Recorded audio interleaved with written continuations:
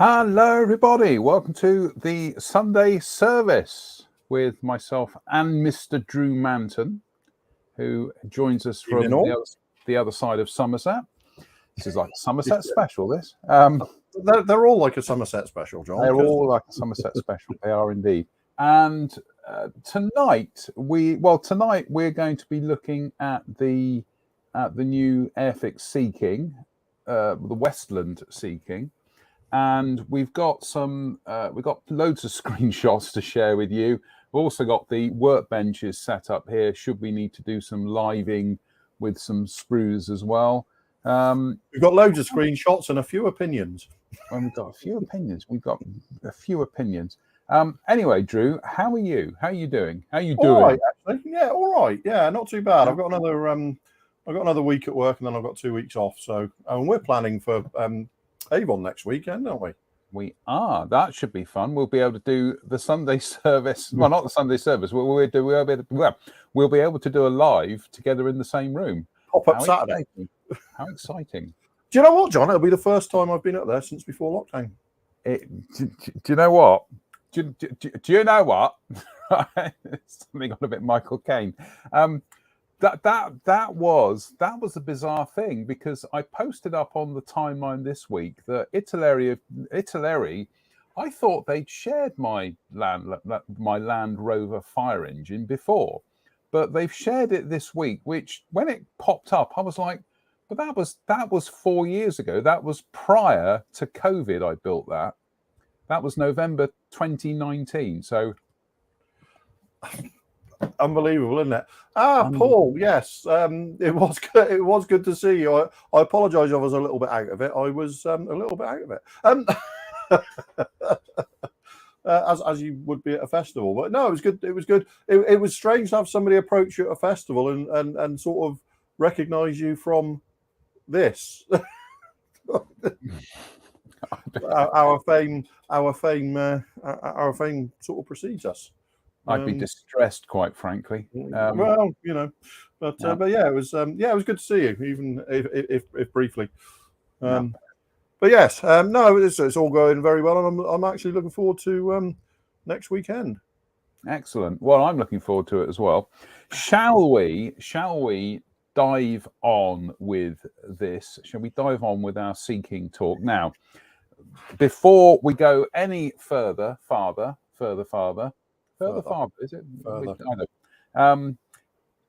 I do have to declare, obviously, an interest in this, because I did contribute to this project with the decals and the colour scheme. So I am going to try and take a back seat here, lest I get told that I'm being biased.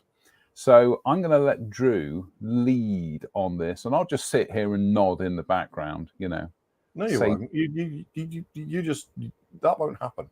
That won't happen. Anyway, I'm gonna start off, before we even looked at any of the pictures or anything, and saying Airfix pulled a blinder.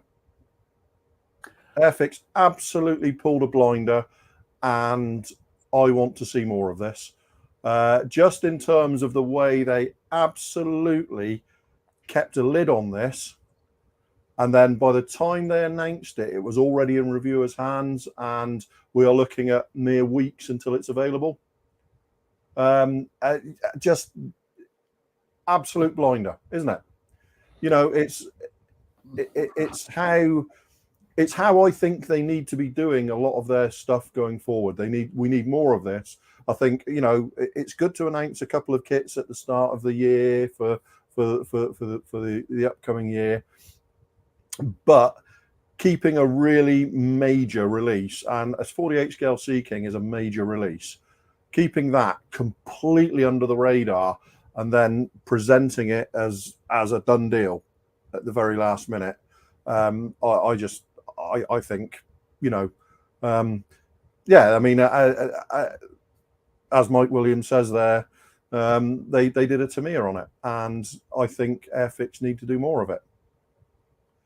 I would agree. Of course, I would agree.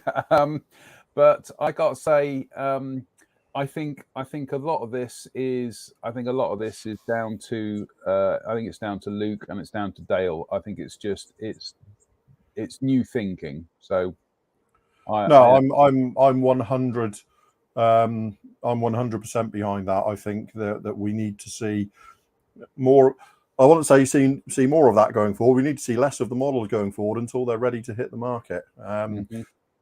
Because the kind of buzz that's created this week, it's created a massive buzz, but the massive buzz is going to carry almost immediately on into that kit being in people's hands. Yeah, exactly. It's not a massive buzz in November and then spending a year waiting. You know, it's, you know, this is what a great thing to do. Really, really approve. Okay, let's dive in, shall we? Now, some people will say, but didn't Hasegawa do a Sea King 30 years ago, Drew? 30 years ago. I know. Yeah, absolutely. And it's a Sikorsky Sea King. Well, this is the thing I think we need to clarify here, is that this kit is a Westland Sea King, and I'll let you explain what the differences are. You know, why is this such a substantially different aircraft to the Sikorsky version? Bluntly, it isn't.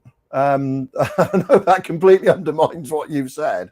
What it is, John, is when Westland got the license to build this aircraft for the Royal Navy and subsequently for export customers, they had to they had to customize it for British service, and what that resulted in was an awful lot of minor detail differences that mean that the job of making one from another for a modeler isn't actually that arduous. The job of tooling a model to include both variants absolutely is. Because all those little differences, the little surface differences. I mean, you've obviously got the bulge on the port side of the doghouse there, which isn't present on Sikorsky Sea Kings. But other than that, it's like refueling points, windows, electronics fits. Obviously, all of the British Sea Kings have the small stabilizer, whereas the SH-3H that came along later into US Navy service had a long span stabilizer with a strut on it. It's, you know, detail. It's the devil's in the details, which makes it, as I say, not that onerous to convert one to the other, but really quite difficult to tool a model to include both variants. And in fact, there are pictures around of the very, very first Sea Kings that we made, and they are, to all intents and purposes, SH-3Ds. You know, that there is very, very little difference. Even, you know, the Rolls-Royce Gnome engine that they used, that's just a license-built T-58. So, you know, it's basically the same engine as well. You know, people often say, yeah, but it got the Rolls-Royce Gnome in place of the US engine. It's the same engine, effectively, just made in this country. So yeah, and then obviously as time went on and Westland developed the aircraft further and further and further, it kind of diverged further and further from the US standard, and you know, to the point where, you know, Airfix clearly had a decision to make, and Airfix being Airfix, it was almost certainly going to be a British one. And speaking personally, obviously, I'm very glad it is. That said, the Hasegawa kit is still a lovely model, but it's a US one. So now we've got the best of both worlds. Mm-hmm. I'm just going to say, elephant in the room. Eagle-eyed viewers may notice other windows on that fuselage there. So I think, I think it's. I've got to be careful what I say here, but I don't think it takes that much detective work to kind of work out that possibly there may be other variants in the future. He said. I mean, basically, from this tooling, you can make everything you can make an HAS1, an HAS2, an HAS5, an HAS6. You can, if you know what you're looking at and how to juggle parts, you can make any of those. What we can clearly see here is, from my perspective, is breakdowns to include things like an HC4 and potentially an HAR3, which would again, it would fit entirely with Airfix's MO these days. Yeah, like I say, I'm not committing one way or the other there. But no, yeah, John. Let's put it this way: John knows I don't, so I can surmise. Just looking at the breakdown of the the way it's been tooled, I can surmise what we're likely to see in the future, and I can see room for at least 2 more variants, both of which were very important to the UK scene, and the kit's broken down to include them, as and when they. You're going. No, just as and when Airfix see fit. If we jump on to the next shot there, we've got the belly is in one piece. You can see you've got one of the radomes there. You've got the big radome. You've got the blanking piece for if you don't use it. The sonar. I mean, the sonar blanking plate there. If you're not having the sonar installed, you've got the early 5-blade tail rotor there. Yeah, we'll come to which that in is a minute. HAS1s, and also it was the same as the US 5-blade tail rotor. So yeah, what else are we looking at? We got two different. I've really looked at that closely. So treat this as more or less a first. Yeah, you got 2 different noses there, which we'll come to because we've got a close-up photograph of that there. Yeah, obviously, I think that's for orange crop and early HAS1 nose. Yeah, you've got this seems to be mostly all the interior and the seats and everything. So we'll scroll on to the next one. Here we've got more cabin seats. We've got bits for the engine. We've got the top deck of the engine. We've got the tail planes, and we've got the tail as well. Quite a lot going on there. Yeah, and what's becoming clear is that there's a full set of seats in there as well. Trooping seats. So, which would be applicable to the HU5, HU6. When the anti-submarine aircraft became more rescue oriented and stuff. I suppose it would be relevant to that as well. But that's a fairly generic sprue in most ways, isn't it? That's nearly all of your Sea Kings are going to use those bits. So, and then we've got what we've got there is we've got bits for the interior cabin, and we've got the wheels, and we've got bulkheads and things.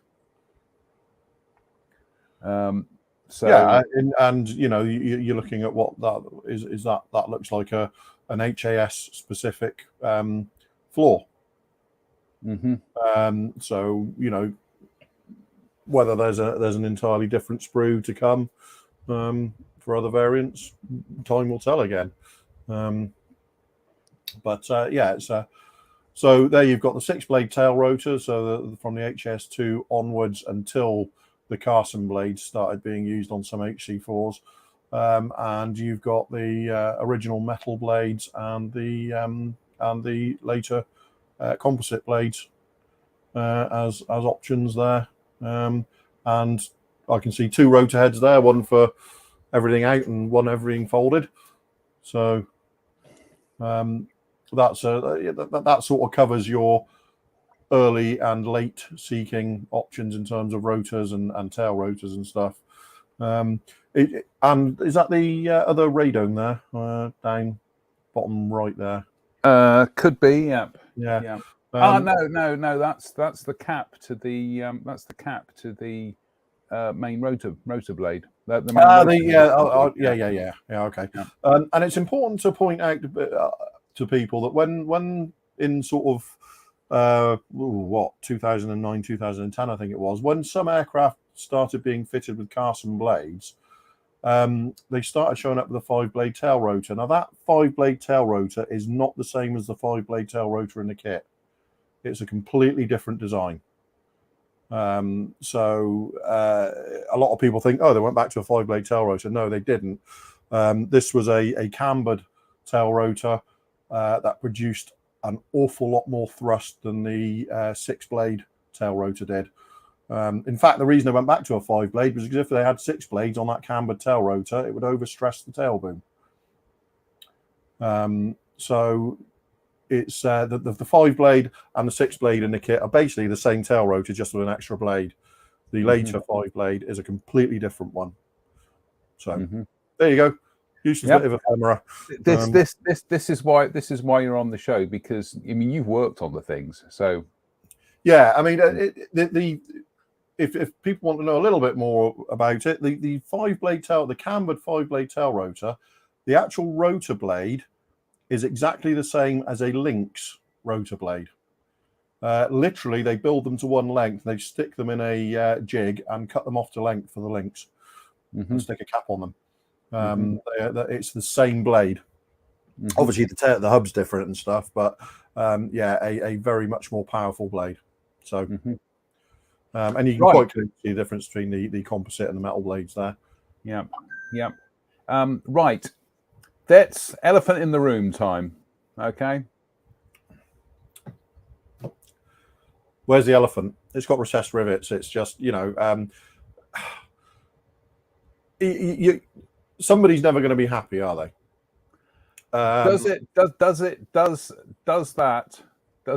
bother you? It doesn't bother me. It doesn't bother me. No. Doesn't bother me in the least. The thing is, whatever they do, somebody is going to be unhappy. Yep. And I will take a set of recessed rivets that are easier to restore if you lose any, over a set of raised rivets where you're going to lose them, lose that detail on draft angles and things like that.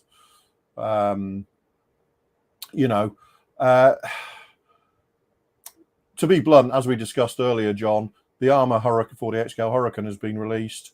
That's got all raised detail, and people are complaining that the rivets on that are too big, too wide, too blah blah, too blah. So you literally aren't going to win in terms of trying to represent scale rivets, if you like. Yeah. So this as a solution is no better, no worse than anything else. Yeah. And you might remember I showed you a photograph yesterday of a glossy Sea King taken from about 2 meters away, and you couldn't see a single rivet on it, could you? No, I was gonna pull up some of my own photographs tonight, but I forgot. So yeah, I do. But I looked at it. I was looking at that picture, and it was an HAR3, very, very glossy. The photograph was taken at an angle from a couple of meters away, and you couldn't see a single rivet on the airframe. It just looked like a perfectly smooth airframe. So, does it really matter that much? I think a light wash to bring those rivets out will be as good from more than a couple of inches as any other solution you can think of. So that's that done.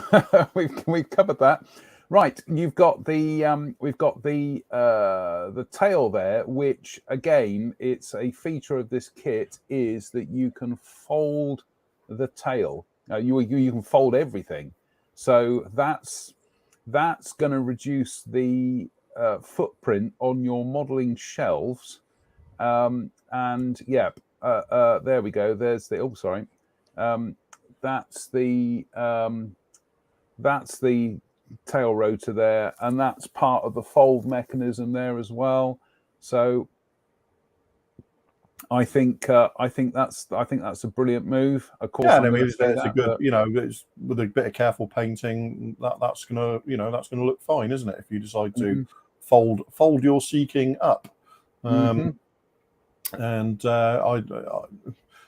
just in terms of space, the ability to fold it up is it's got to be something worth considering, hasn't it?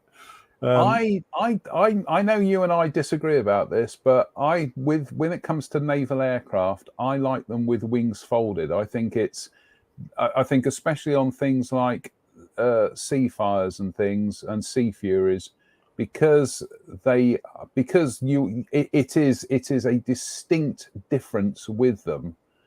I like it, but I know some people don't like folded wings on aircraft, and etc. etc. But hey ho, it would be boring if we were all the same. So, and there we've got some of the instrument panels, which, as you will notice, they're molded, but they've left the bezels clear so that you can drop a decal sheet over that. So, best of both worlds there. As you pointed out earlier on, we've got the 5-bladed original tail rotor there, and then we've got the 6-bladed one as well. So yeah, which are, like I say, they are effectively the same design, just literally with an extra blade on the 6-blade. That's that's the only difference there, because they wanted to generate more thrust. And then later on in sort of 1984, was it? You had that strake appear along the rear fuselage, which is another device which interrupted the Coanda effect on the tail and generated even more thrust. So there you go. People often ask what those strakes are on a lot of Leonardo and Westland helicopters. Augusta and Westland, and have started appearing on other helicopters. And like I say, it disrupts the Coanda effect of the downward thrust from the main rotor and gives the tail rotor even more authority. So there you go. There we go. 2 different noses, as we remarked on earlier on, and a great big eyelash on there as well. Sorry about that. Yeah, so we got one there with orange crop and one without. So again, early and later variants. So I think they might be blank orange crop though, without the actual sensors on them. So I think I'd have to check that. I'll have to check that, because I think that possibly the HC4 is different again. I think it probably is. So I might be thinking completely. That's some really nice detail on those consoles, isn't it? Yep. Yep. Outside of 3D printed decals, I think a careful paint job on that is going to pay handsome dividends. I like it. And there's the interior to the floor there, which again, it could be a part of the kit where you could skimp on the details, but they haven't. They've gone for it. Yeah, I mean, it's the main cockpit's got a lot of rivet detail on the floor, so it's that's a really impressive little detail, isn't it? Because you've got a full interior for the anti-submarine variant here, which the Hasegawa US one never had.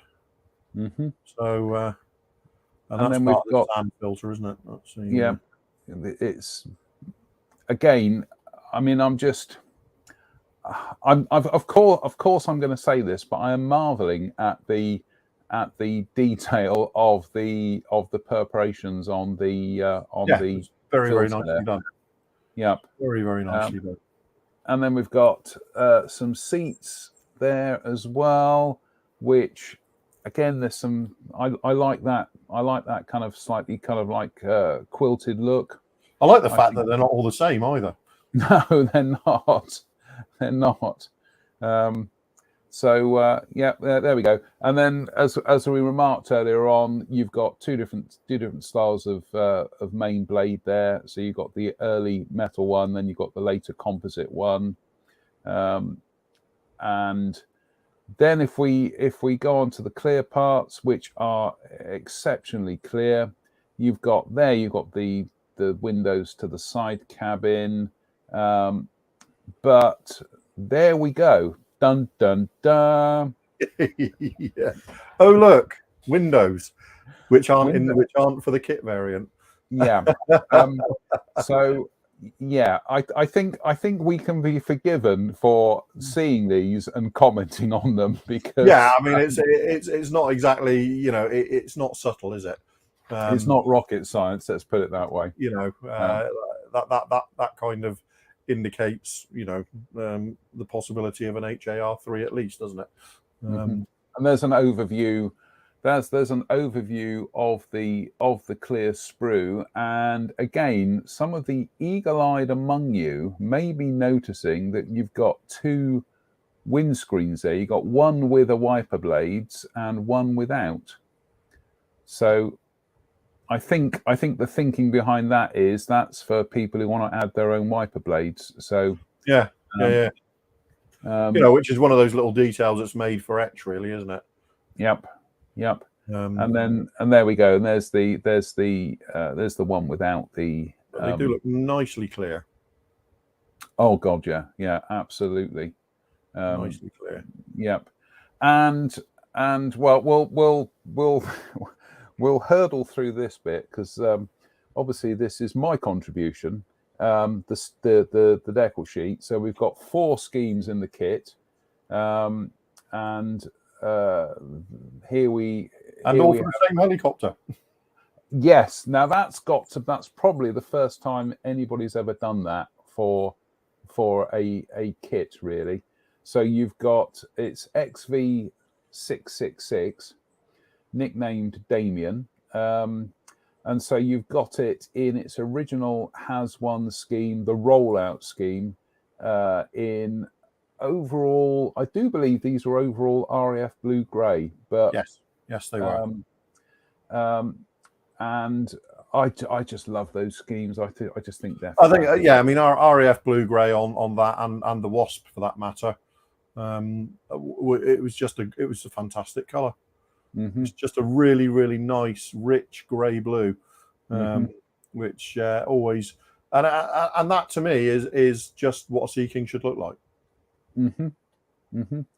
And then we've got an HS5 in the two-tone grey, of medium sea grey and what's known as camouflage grey or barley grey,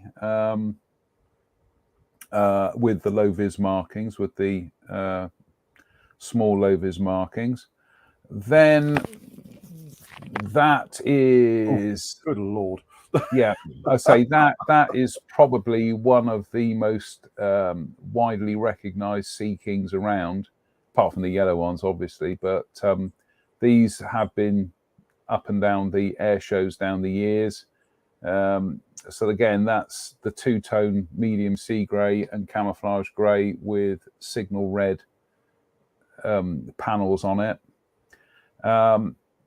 And then we have this one, which is quite up to date. It's Heli Operations, who are now the civilian operators of the Sea King, and again in this kind of grey scheme. These appear to be just overall medium sea grey now. They don't appear to be a two-tone scheme, with orange and grey lining on them. So. Or great big Ukrainian flags when they get sent there. You can say that. I couldn't possibly comment. But there we go, folks. That essentially is the... I just think that the colour scheme options are just... All 4 of those are just fantastic options. You know? Well, it's the life of XV666. So... Yes, yeah. And like I say, those You know, we've seen film of a couple of Sea Kings in Ukraine earlier this year, so they're off doing the job once more, which is, you know, and if people don't know, I actually work at Leonardo Helicopters, and I work in a repair and overhaul department for transmissions, and we've been seeing a significant uptick in Sea King work recently, and that's something which we haven't seen for years. It was all dying out sort of as the aircraft went out of service, and then in the last year or so, we've seen a significant uptick in Sea King work coming through again. So the aircraft seems to be getting a little bit of a second wind, shall we say, which is great. And we also see the heliops, the historic helicopters ones flying around an awful lot. The Belgian one and stuff flying around here quite a lot, because it's only based in Chard over the way there. So we quite often see the Belgian one come into the airfield. Yeah, it's I just think it's just a fantastic subject choice for Airfix. You know, I don't like to use the phrase "no brainer" because given my recent adventures, but it's a no brainer, isn't it? A 48 scale British Sea King for Airfix. You know, it's one of those things that it's just got ka-ching written all over it. So, and it's got to be said, the response from the modelling public has pretty much been universally marvelous. You know, a lot of people saying they'll buy multiples of it. So, yes, yeah, absolutely. It's definitely one of those subjects that will, you know, repay repeated builds, won't it? Because there's just, I mean, let's be honest, it's the Sea King has been pretty much a fixture in the UK for 50 years, hasn't it? You know, in a huge variety of colour schemes and roles. You know, it's been flown repeatedly by royalty, you know, on operations. It's, you know, it's just got that kind of a cachet, hasn't it? It's one of those subjects that is, you know, it's a Sikorsky design, it's an American design, but we very much made it ours as well. Let me get this right. Did I not, have I misremembered this, that the Westland version ended up having more export versions than the Sikorsky? Yes. Oh yeah, without a doubt. Yeah. I mean, most export variants of the Sikorsky one were basically SH3Ds. Well, having said that, as recently as 2020, I think the Indian Navy took some ex-US Navy SH3Hs. So India is still using them, and last year, Qatar was retiring her commandos effectively, and gave 10 of them to Pakistan, who still operates a Sea King. So, which is, you know, where some of our work's coming from, as they're sort of overhauled and put back into service. So, yeah, I mean, just in terms of international usage, you know, there's a huge variety of international ones, you know, and given what Airfix have done recently, although they might have to be a bit careful about options, it would almost seem remiss not to do an Australian boxing at some point, wouldn't it? It'd be nice. I do like the Australian schemes. They are rather which, because that is kind of like the Australian schemes, if I'm remembering them correctly, were very similar initially to the US Navy's gold, grey and white scheme. So that would look nice on a you know, on a Westland Sea King, wouldn't it? Because that gold, grey and white scheme is nice. It is. I've got to say, I was somewhere the other day, and bear in mind, you know, my memory is absolutely shot at the moment, but I can't remember where I was, but there was a photograph of a Australian Sea King. I remember just looking at it thinking, oh, that's lovely, that is. It's a really smart scheme. I've got a picture at work of a pair of Egyptian Sea Kings, and the photograph indicates that to me, looking at them, they are painted in a sort of pale grey underside with Oxford blue top sides. Or it's perhaps even slightly lighter than Oxford blue, but it's a very, very interesting colour scheme. But yeah, I mean, these were flying around all the time when I was a kid. As repeated, countries ordered them. You got the Norwegian search and rescue ones as well. Belgian search and rescue. Endless schemes. Yeah, Mike Williams makes a very good point. He says, I have built the Hasegawa 48 Sea King, and the rotor span is in the region of 40 centimetres. The fold is a great inclusion. Yes, because from what I can remember of the Hasegawa kit, you can't fold anything on it. No. It's actually a very, the Hasegawa kit is really nice, but it's actually quite simple. It's very much of its time in terms of, like I say, if you look behind there's nothing behind the cockpit in terms of detail in the cabin, which if you have it all closed up doesn't really matter, I suppose, that much. But when you look at the detail you've got in this kit, almost invites you to open the doors, doesn't it? So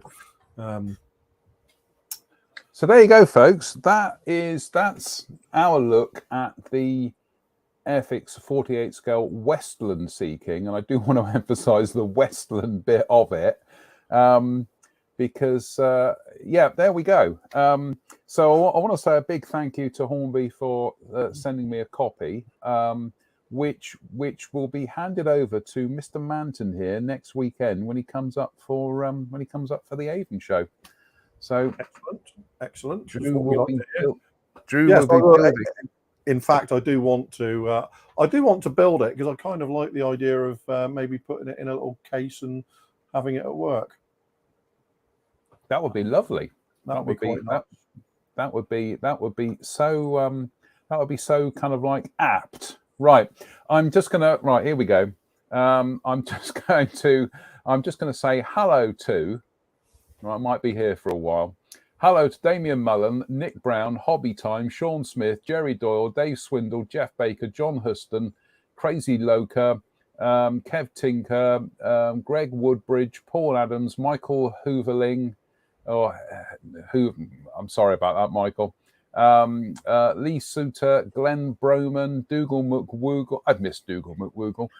Dougal, if you're at Telford, come over and say hello. Steve Moores, Phil RT Studio, John Huston, Paul Milligan, Wayne A. Beatty, Pavel Krupovich, Jadlin Racing Models, indeed, local to us, relatively speaking, but equidistant, aren't they, Drew? Yeah, when you work it out. Yeah.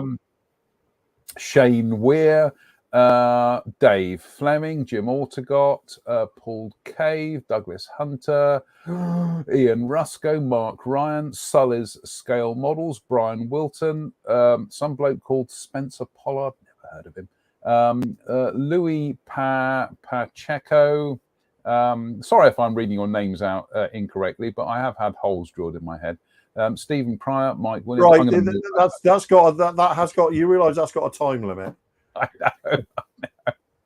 I'll just take the hat off and show the scars. So, Stephen Pryor, Mike Williams, Simon James Colley, Bill Clark, Scale Modelling. Oh my goodness me, Uncle Tom Cobley and all. Scrolls down. Gav, hello Gav. Scrolls down. We've got quite a crowd here tonight. So thank you everybody for joining us this evening. It is very, very kind of you. We are going to keep this to a very strict 45 minutes tonight. But Drew, hang about. Any other business? No. Anything else you'd like to talk about? Projects you're working on, things like that. Projects I'm working on. How'd you like them apples? Very nice. This is I mean, I started cleaning up the resin for this today, and this is resin, but it's actually got locating pins, so it clips together absolutely perfectly. Remarkable. And you got this little nose cone part that goes on the end of here. So this is just all, look, this. I gotta say that is quite something. I mean, it's like injection molded resin, isn't it? It absolutely is. There was quite a lot of flash around the edges of the parts and stuff from where it was molded, but that's probably about 20 minutes work on each fuselage half, just trimming that away, and that's, like I say, I hadn't noticed till I was looking at it.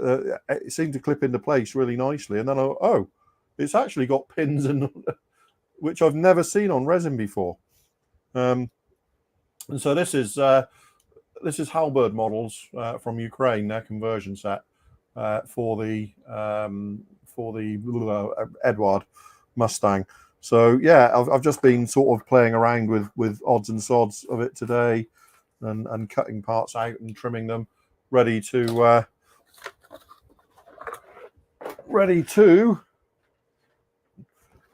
use the. So this is the donor kit for it. So obviously the fuselage gets binned and everything else gets added to it. So yeah, this is just fabulous, and it makes you want to go straight out and order the Piper Enforcer they do as well, because I can do that in a European 1 scheme, and everything looks better in European 1. So yeah, and like Mike says, he's got, I know he's building the Rolls-Royce Mustang Mark 10, and I'm sure Mike will agree with my general feelings that it's just a spectacular piece of casting. And the other thing this week is, obviously, which people might have seen, is that I finished the Academy 0. Very nice.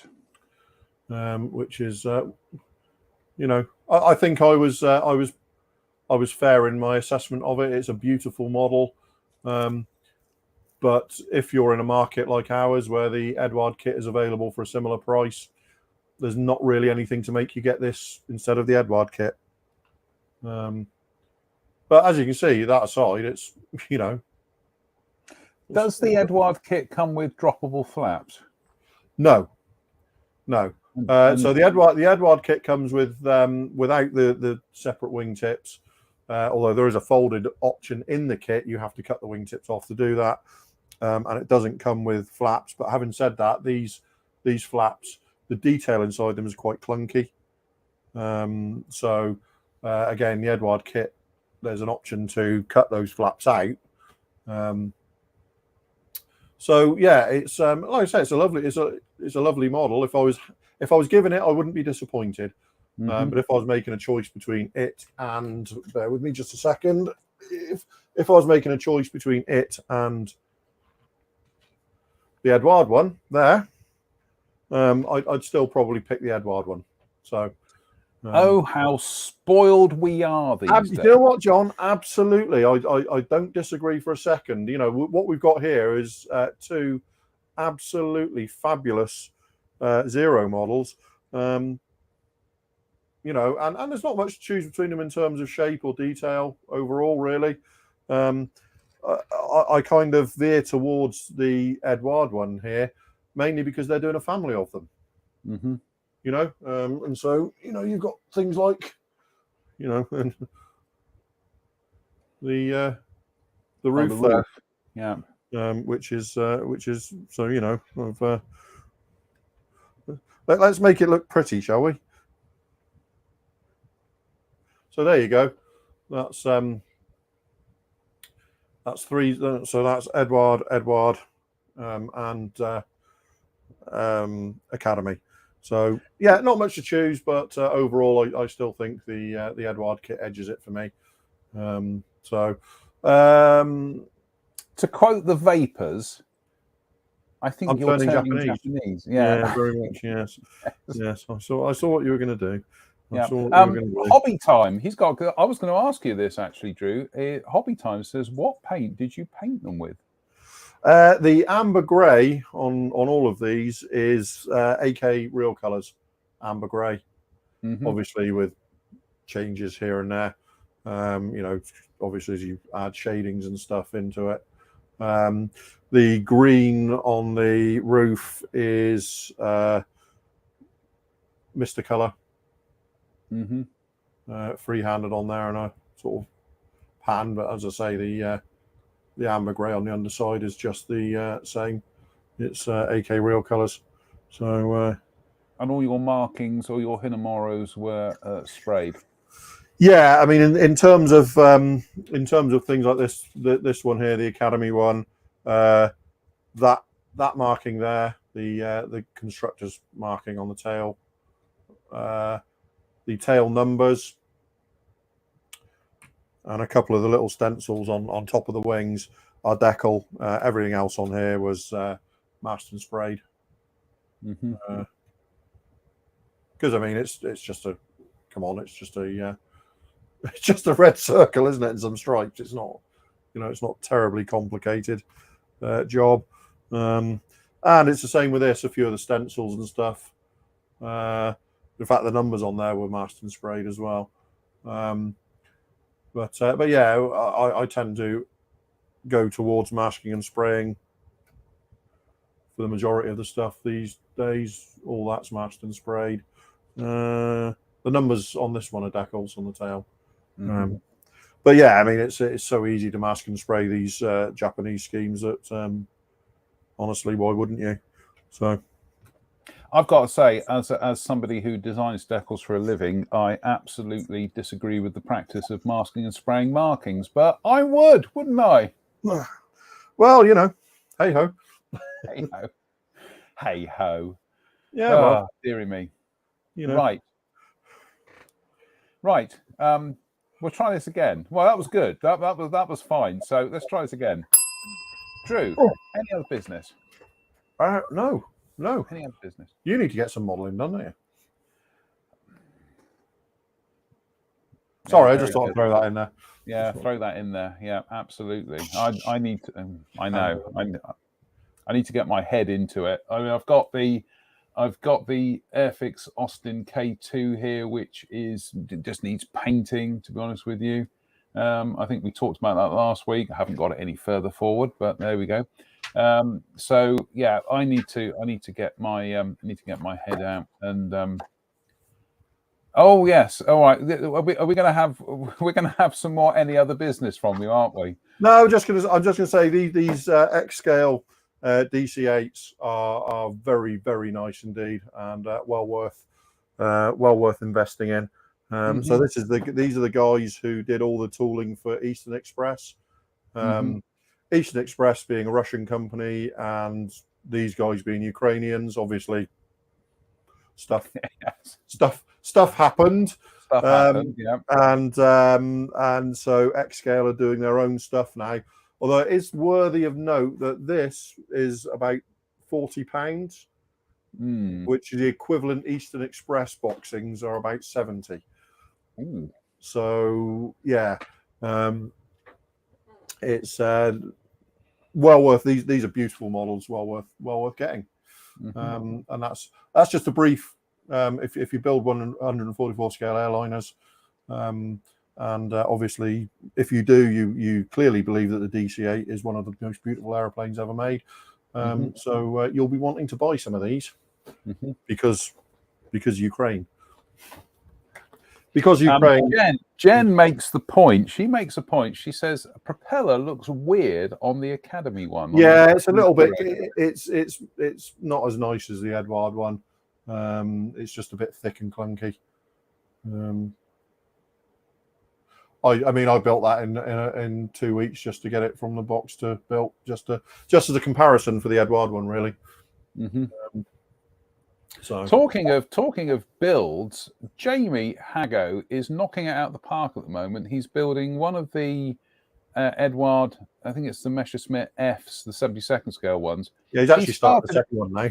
Yeah, he started the second one yesterday, and he's already got paint on it. It's phenomenal progress. So yep, absolutely brilliant from Jamie. Also, I'm just gonna remind people that tonight is it. If you want a copy of Spencer's latest tome, Volume 1, this is his ode to Monogram's classic Century series jet. So it's split into two parts. Part one is the F100, the F101, and the F102, and then part two will be the F104, F105, and F106. But yeah, if you want a copy of this, then I would suggest heading over to Spencer Pollard's kit box. You should be. He might still have the door open if you want to order one. So there we go. It's Spencer's work. It is absolutely peerless. So there we go, folks. Invest. Talking of Spencer Pollard and Monogram kits, I found another original boxing of the Monogram A10 online last night and promptly bought it. Oh dear. Oh dear. That's two now. I'm turning into him. Yep. He's a bad influence, isn't he? Yeah, absolutely. Absolutely. Yeah. I'm just gonna play catch up with some of the comments here.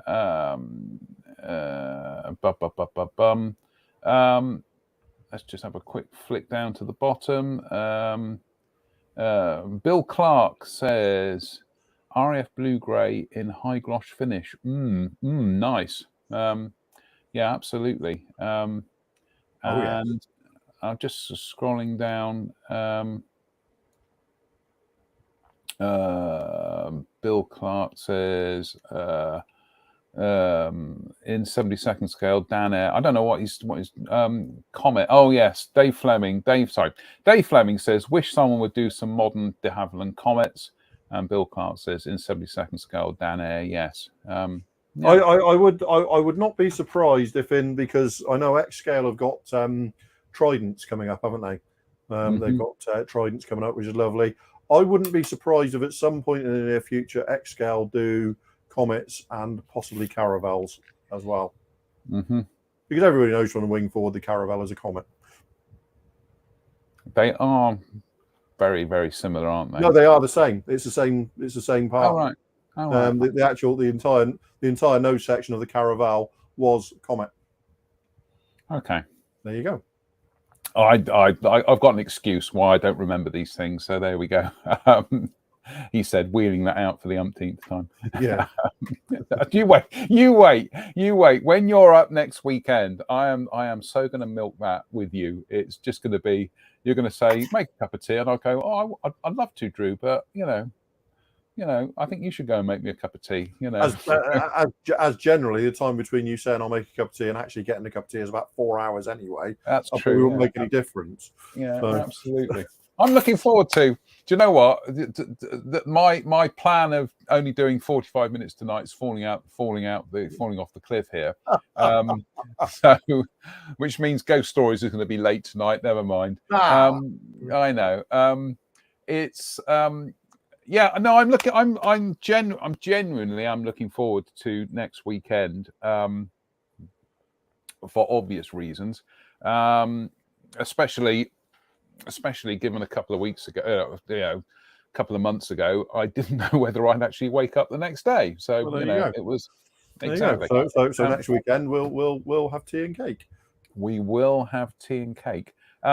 What are you on the shop for next weekend in terms of produce? Honestly, nothing that springs immediately to mind. It's just going to a show and having a look around, really, and talking to people and having tea and cake. Sounds like a plan. I don't think we can ask for much more than that, really, John. At this point, do you? No, absolutely. Paul Adams says, pop by the Romsey table at Avon if you get the time. We certainly will, Paul. We will pop over and please. If you see us about and you want to chat, accost us, introduce yourselves, and do so. available for chats. So and hopefully by then I'll have the Armor Hurricanes, and I can basically give you one of those and take a Sea King away. Yes, that's a good trade. That. So yeah. Yeah, because what we'll do is we will do a show on the Armor Hurricane as well. So we'll take some photographs and we'll go through it and talk about it. Yeah, I mean, I think a lot of people here seem to have got one. So I think a kind of an informal group build might be in order. People do you know what on IMC? Yeah, because the thing is, with the best will in the world, I was trying to plan a group build for August. I actually think Armor August has a certain ring to it. So I think we could do that. Yeah, I just think because a lot of people have waited, been looking forward to the Hurricane. So it seemed like a no-brainer to me to have people build it and stick them up on the page. Yeah, good choice of phrase there, Drew. No-brainer. Thanks very much. You've got half of one left, haven't you?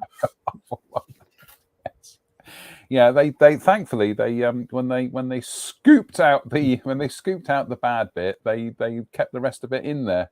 I hope anyway. Yeah. Well, you keep telling yourself that, love. I do. Anyway, right. We yes,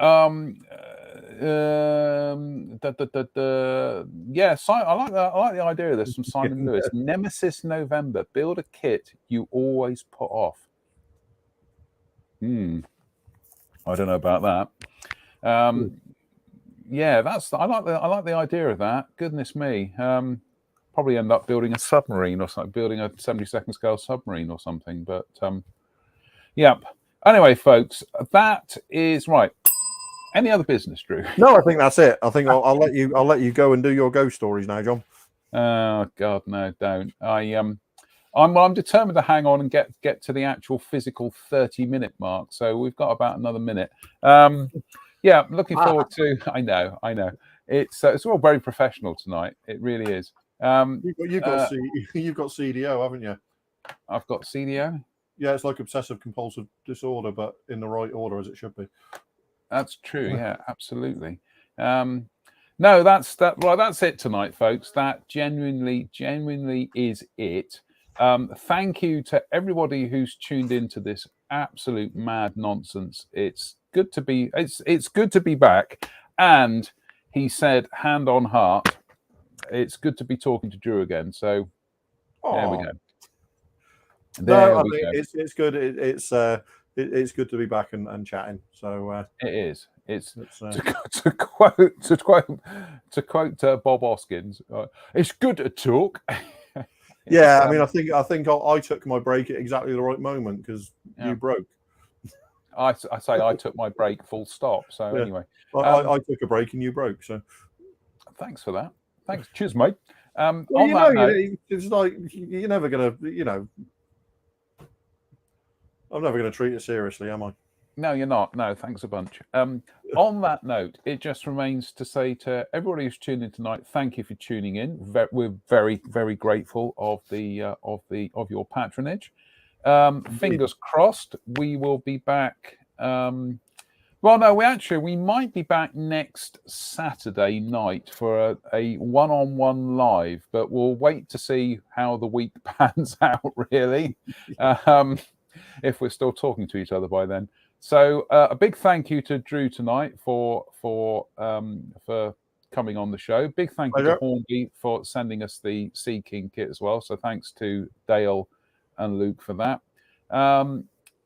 We'll see some of you next weekend at the Avon show, which will be exciting. So yes, look forward to it. Yeah, I'm looking forward to it as well. So as always, just remains for me to say, stay safe, stay out of trouble, and we'll see you very, very soon. So talk to you later.